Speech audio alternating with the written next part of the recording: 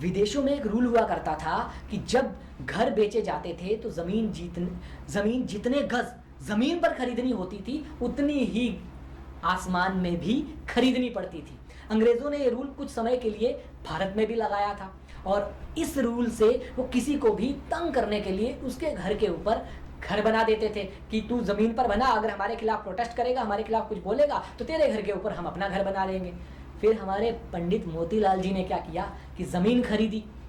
मान लीजिए आपने हवा में भी 15 फीट ज़मीन खरीदी तो अब 15 फीट तक तो आपकी हुई, लेकिन उसके बाद अंग्रेज़ों की हुई। मोतीलाल ने 15 फीट ज़मीन खरीदने के बाद 13 फीट तक ही मकान की हाइट रखी और अंग्रेज़ों को कह दिया कि मेरी 2 फीट छोड़ के तुम बना लो। अब तो अंग्रेज़ों ने मोतीलाल के खिलाफ केस कर दिया।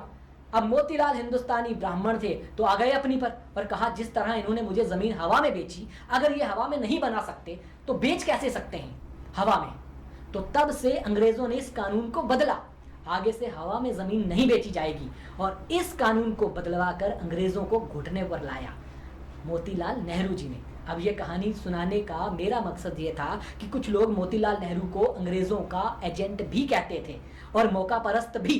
तो मौका परस्त तो हर राजनीतिज्ञ होता है।